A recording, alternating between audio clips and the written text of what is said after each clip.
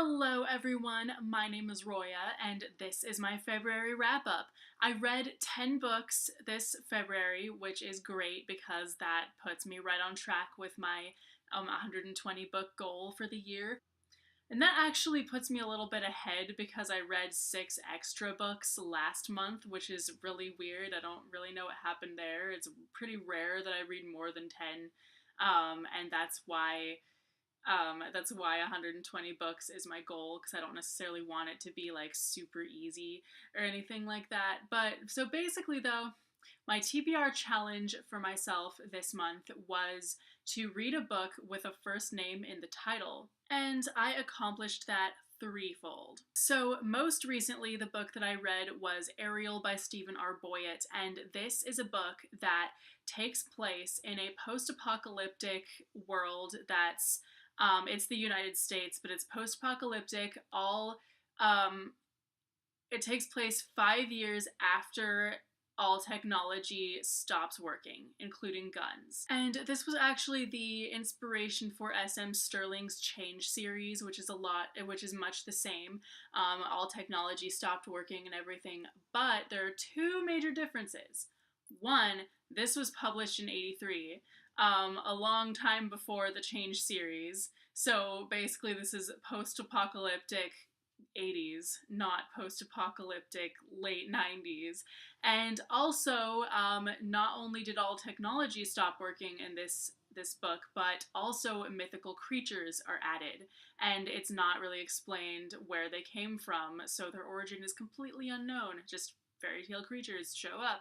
So basically, this story follows a boy named, God, I forgot his name. Okay, his name is Pete. I almost called him Greg. His name is not Greg, his name is Pete. He is 20 years old, and he has been living in a post-apocalyptic world for 5 years. So he finds a unicorn. He becomes best friends with her. They become familiars, as they're called. They share a bond together. A human and an animal sharing a bond in this world. They're familiars, basically. And the reason that he's able to have a bond with a unicorn is because he's a virgin, obviously, because a non-virgin can't even touch a unicorn. So this book was really good. Like, definitely really, really awesome. The only thing that I didn't like about it was the fact that the ending was not only sad, but it was sad in a way that it really did not have to happen that way, and I don't know why the author made that choice. So that was kind of weird. But other than that, it was an amazing, amazing book. Super fun read.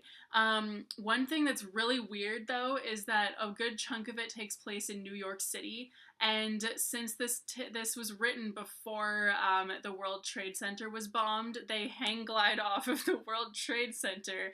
And I felt so bad because, like, I actually think all the time about the fact that most of the books that I've read during my adult life were published after the World Trade Center was bombed. And so it's kind of weird when not only did a book take place, like, not only did a book, get published before that happened, but it, like, lets you know that it did too. The other books that I read with a first name in the title is Gregor the Overlander and Gregor and the Prophecy of the Bane by Suzanne Collins, who, as most of you guys probably know, wrote The Hunger Games. So this is not YA like The Hunger Games, this is a middle grade series, and I'm usually not much for middle grade. I think the last middle grade book I read before these was Percy Jackson and the Lightning Thief, and personally, I felt like that writing style was so not my thing. Like, it reminded me of the way that I wrote when I was 12, and I just could not get into it.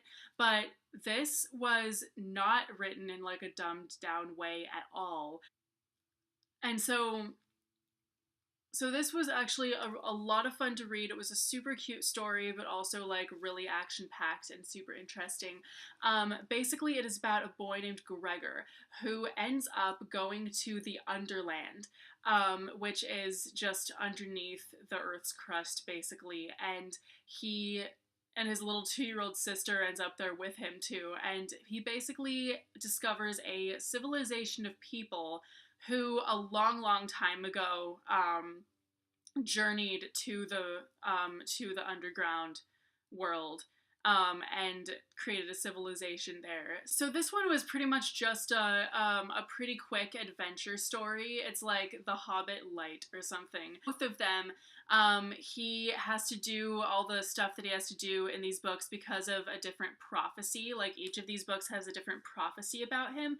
But I liked the second one better because there was a real reason for the prophecy, and the prophecy just played into what he did a lot more. Like he had to make decisions that ended up influencing it and stuff like that a lot more than in the first one. So I felt like the second one was a lot higher stakes and a lot more interesting.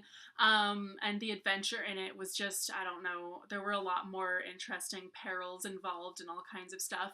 So if you like middle grade books, I would definitely recommend these. The next most recent book that I finished is Truth Witch by Susan Dennard, and I was really, really looking forward to this book, and I did really like it a lot, but at the same time, I feel like there were some things that could have been improved a little bit. So basically this book follows the story of two girls named Safiya and Isolde, and they live in a world called the Witchlands, where most people have like a different witchery. So basically there are like fire witches, there are tide witches, voice witches, whatever else you can really think of. And basically Isolde is a thread witch, and so she can see like the threads that connect people, and she can kind of tell their moods from them too, because the threads change different colors.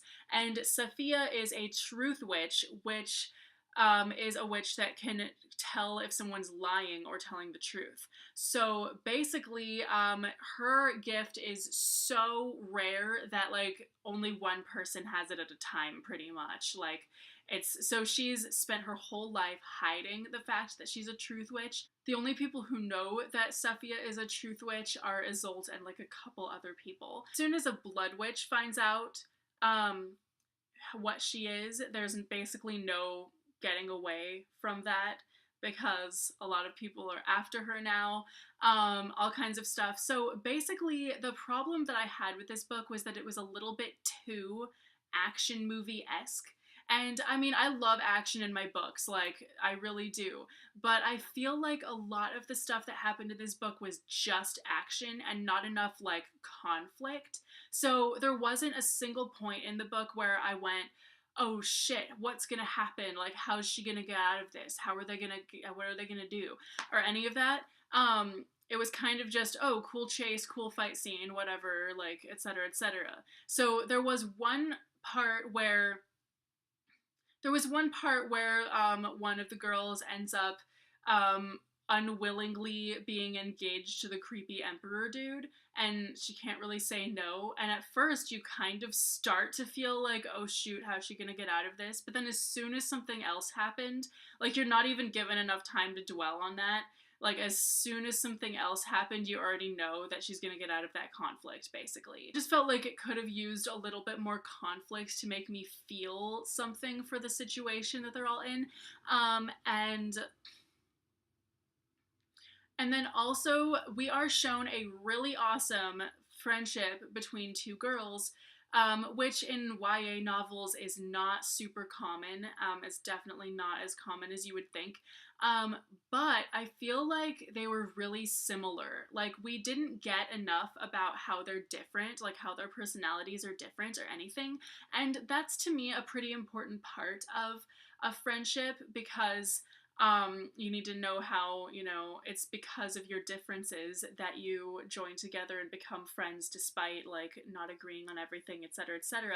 But the only difference between the two girls that I really got was the fact that one can't, like, act and can't, like, convincingly lie about anything, and the other one totally can. That's like the only difference between the two that I really got. But other than that, it was a really interesting book. I definitely love the world. The setting is so well thought out. The third person narration even talks the way that the characters talk, which I thought was great. The next most recent book that I read this month was Soulless by Cale Carriger. I have a full review of this already up, and I will leave that link down below, so you can hear my thoughts on this. But basically, though, I really liked some aspects of it, and other aspects I didn't like that much because I thought it wasn't steampunky enough to be billed as a steampunk book, but I thought the romance was done really well. But yeah, so if you want to hear more about it, just check out my review links down below. And of course, two other books that I read this month were the first two books in the Sleeping Beauty trilogy by Anne Rice, and that is a erotica series.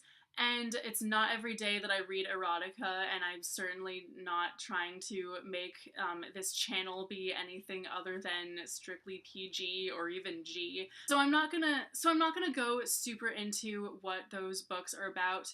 But basically, if you like erotica, they're totally a classic. They were really, really interesting.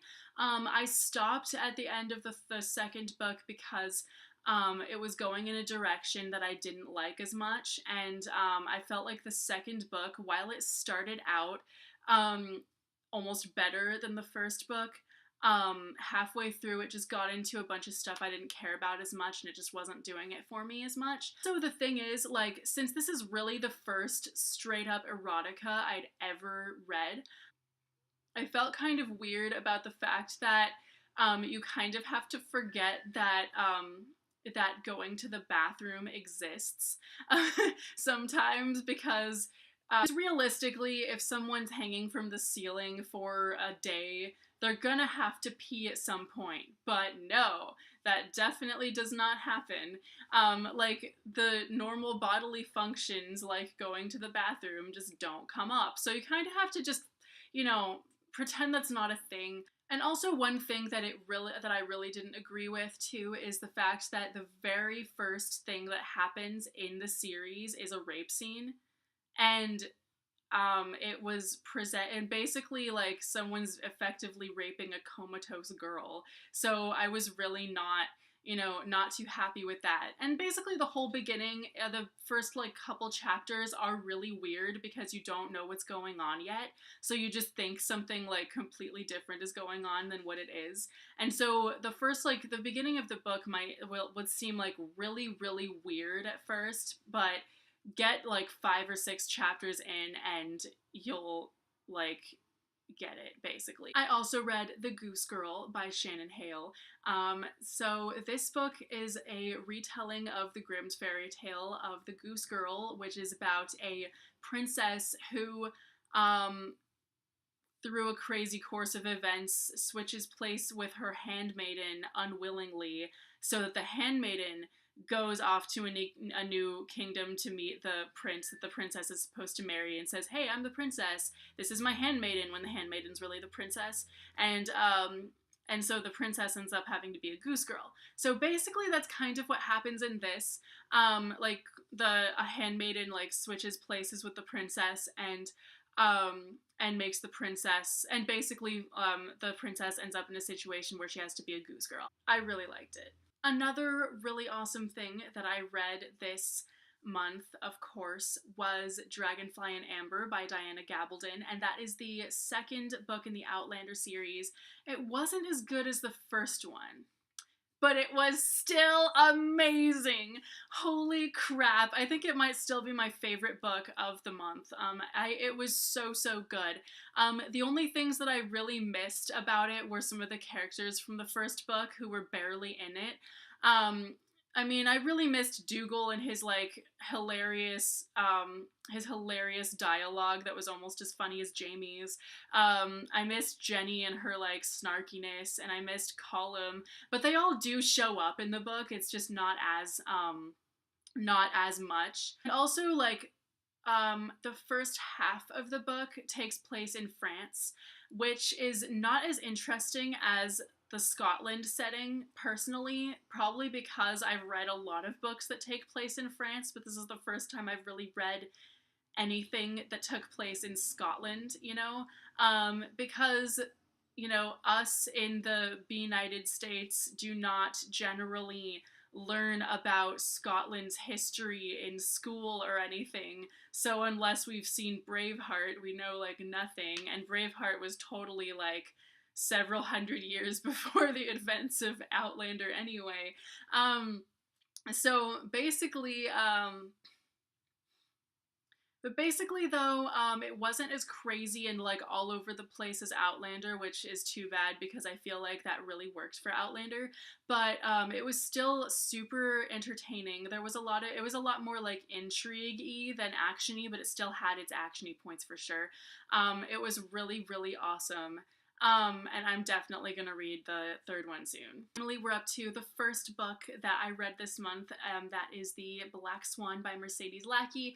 And I do have a full review of this, but it is not up yet because even though I film videos 3 times a week, like I post these videos 3 times a week, and I still have too many videos filmed and too many ideas of videos to film to be able to get all the ones up in a month that I want to get up. So basically though, this is a retelling of Swan Lake, and it is mostly from the perspective of the daughter of the evil sorcerer that turns Odette into a swan, and also partly from the perspective of the Prince Siegfried and from his mother. So basically, though, I feel like Odette fell really flat as a character, and it's too bad that we didn't get her point of view. Otherwise, that would have made her a little bit more interesting. And the main character Odile fell a little bit flat as well, but she was still, pretty interesting because she's a really minor character in Swan Lake, from what I understand.